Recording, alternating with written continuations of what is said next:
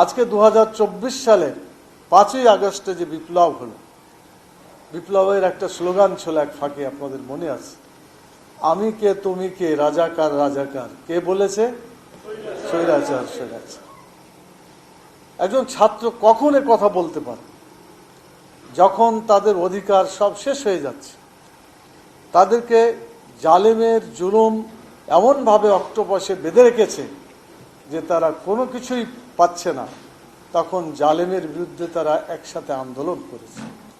আলহামদুলিল্লাহ, সরকারের পতিত সরকারের শোষণ, জুলুম, অত্যাচার, নির্যাতন যা কিছু ছিল তার প্রতিবাদে ছাত্ররা আন্দোলন শুরু করে এবং আলহামদুলিল্লাহ দেশের জনগণ, শুধু ছাত্ররাই করেছে তাই নয়, শিক্ষকেরাও সেদিন ঝাঁপিয়ে পড়েছে, পুরুষ ঝাঁপিয়ে পড়েছে, মহিলারা বের হয়েছে, শ্রমিক বের হয়েছে, এমনকি ঘরের মহিলারা যারা ছোট বাচ্চা নিয়ে তারাও কিন্তু সেই আন্দোলনে ঝাঁপিয়ে পড়েছিল।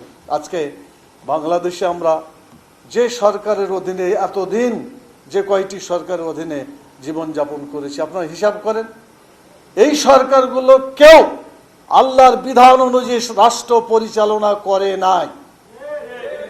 এই সরকারগুলি কেউ দেশের বিচার ব্যবস্থা কোরআনের বিচার ব্যবস্থা দিয়ে বিচার করে নাই।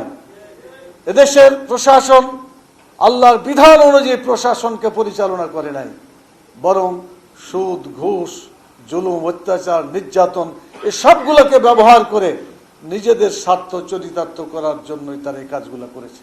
যতদিন পর্যন্ত এবং যে পর্যন্ত না আল্লাহর এই জীবন বিধানকে আমাদের বাংলাদেশে চালু করা না যাবে, বাংলাদেশের জনগণের মুখে আমরা শান্তি কখনো তাদের জীবনে আমরা প্রতিষ্ঠিত করতে পারবো না।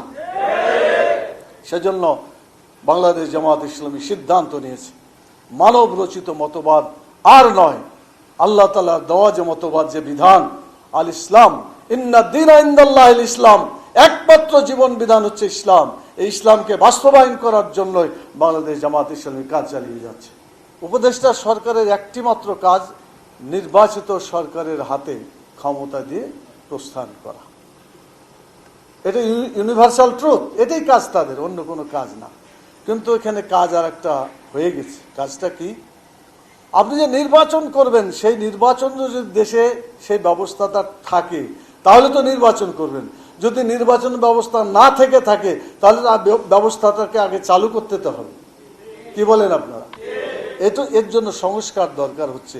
এই সংস্কারের জন্য আমরা 41 দফা বর্তমান উপদেষ্টা সরকারকে দিয়েছি এবং সংক্ষিপ্ত আকারে আরও দুবার দেখা করে তাদের কাছে এগুলো আমরা পৌঁছিয়েছি। আমি বর্তমান উপদেষ্টা সরকারকে বলবো যে আপনারা যত তাড়াতাড়ি সম্ভব সংস্কার কাজ শেষ করে তারপরে নির্বাচনের ব্যবস্থা করে। এটা যদি না হয় তাহলে এই নির্বাচন হবে না।